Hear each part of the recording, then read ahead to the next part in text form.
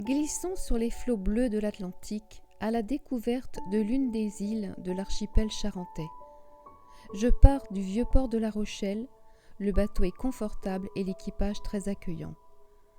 Je flâne en regardant le port s'éloigner doucement, en laissant derrière moi les célèbres tours qui ont fait et font encore la renommée de la ville.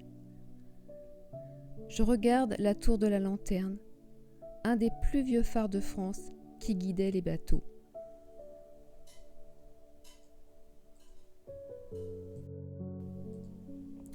Nous approchons du fameux fort Boyard.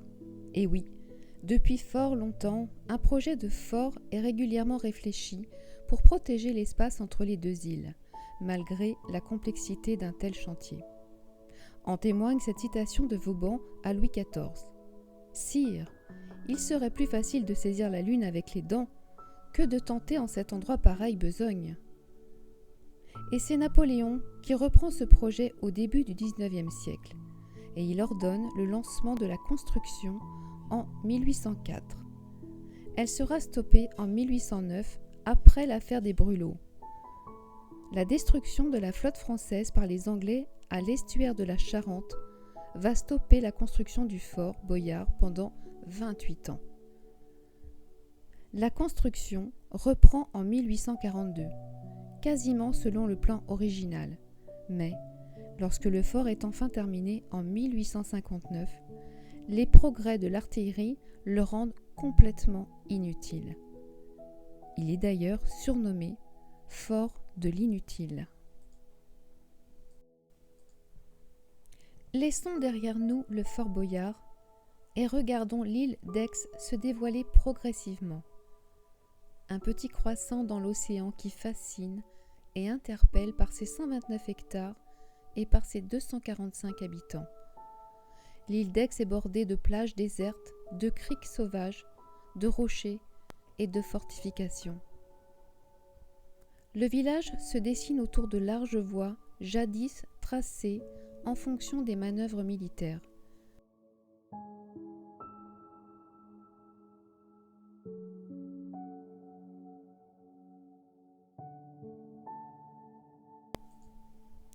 Deux élégantes colonnes dominent l'île et laissent porter leur feu à 44 km. Elles sont surnommées les géants de l'île.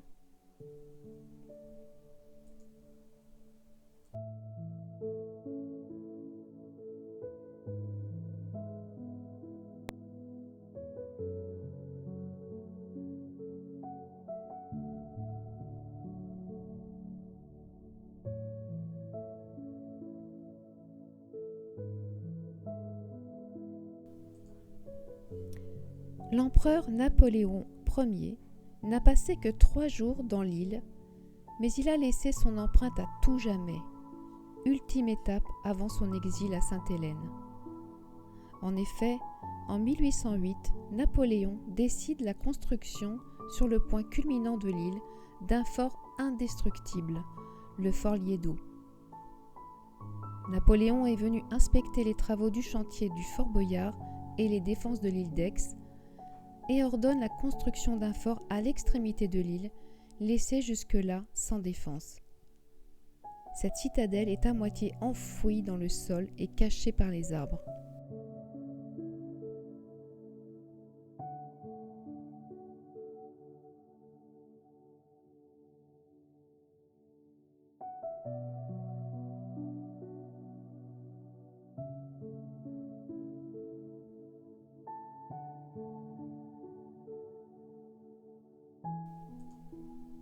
Camouflés de verdure, ces bunkers défensifs, héritage de la Deuxième Guerre mondiale, furent construits sur l'ensemble de l'île.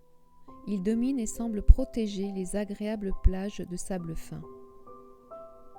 À quelques encablures, cet ancien sémaphore construit en 1889 indiquait l'entrée de la Charente entre l'île de Ré et l'île d'Oléron. Le village est encore protégé de la mer par des remparts. Le passé militaire de l'île a fait d'elle une véritable forteresse. Les fortifications, ainsi que le fort de la Rade, prennent place sur l'île en 1691.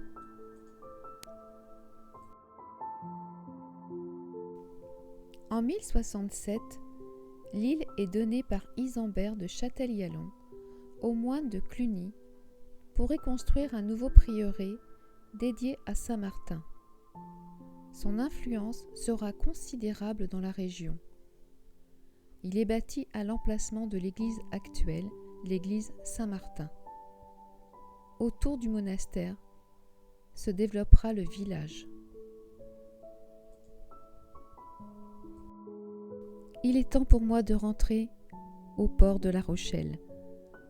Je laisse derrière moi cette île, magnifique sentinelle impériale, qui a su préserver son charme et son histoire.